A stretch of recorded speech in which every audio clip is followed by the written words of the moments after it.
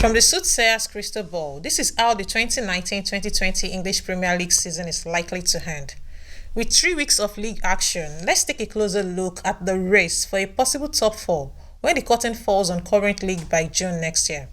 Can anyone stop Pep Guardiola and Manchester City? They are the two-time reigning champions, set the record for most 100 and second most 98 points scored in campaign over the last 2 seasons.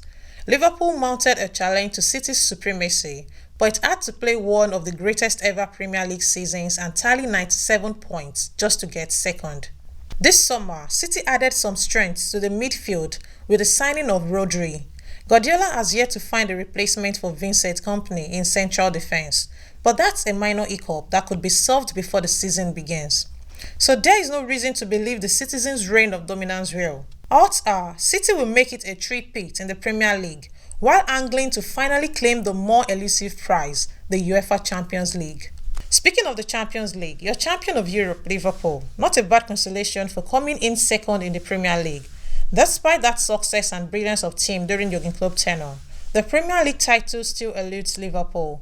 It hasn't been crowned the king of English soccer since 1990. With the Champions League trophy cabinet at Anfield, the main focus of this team will be getting over the hump and winning the Premier League. And Liverpool looks to be the only club that might have what it takes to overcome Manchester City. The problem is, if it didn't do it last year when it lost just once in one of the greatest ever Premier League runs, how can it ever do it with City running about at the top of its game? Tottenham faced plenty of distractions last season. Mauricio Pochettino and his squad spent the entire preseason short-handed in the wake of the World Cup. Its move to new stadium was delayed before it finally moved in April. Despite those issues, Spurs were still able to finish fourth in the Premier League and as runners-up in the UEFA Champions League.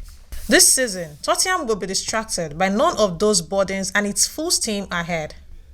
Although Pochettino issued a word of caution not to expect too much, fans are rightfully excited by the signing of Tanguy Ndombele for a club record of €65 million after stagnant few summers on the transfer front. They still have the talismanic service of Harry Kane and Dele Alli, plus plenty of other really good players and a slew of youngsters knocking on the door of the first team.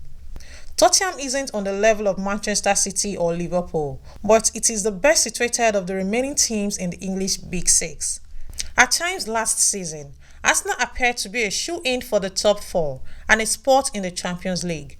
The Gunners were one of the most exciting teams in the Premier League for stretches, and despite plenty of defensive lapses, the first season under Unai Emery looked destined to be a resounding success.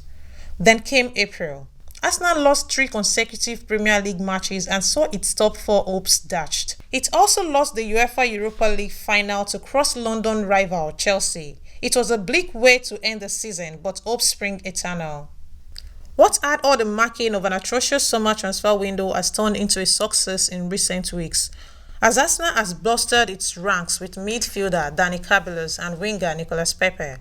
There are still a lot of issues to sort out in defense, but Gunners have strengthened a few areas that badly needed it this summer.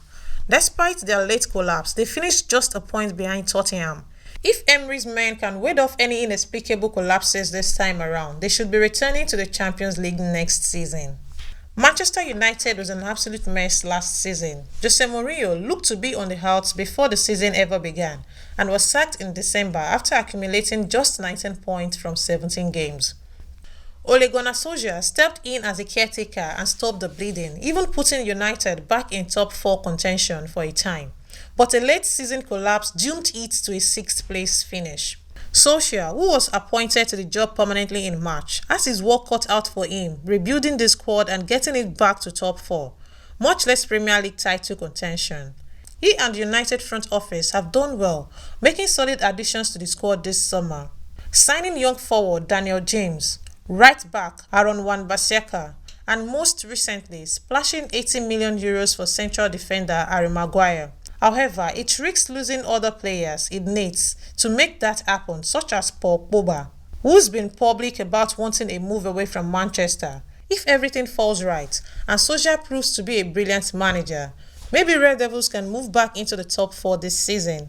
But all the turmoil and turnover at Old Trafford may prevent that from happening just yet. Chelsea got just one season out of Mauricio Sarri. The mercurial Italian manager led the Blues to a third-place finish in the Premier League and Europa League title before splitting for Juventus. The Chelsea supporters seemed just fine with that, as Sarri has been replaced by Chelsea legend and fan favourite Frank Lampard, who led Derby to a spot in the Championship promotional final last season.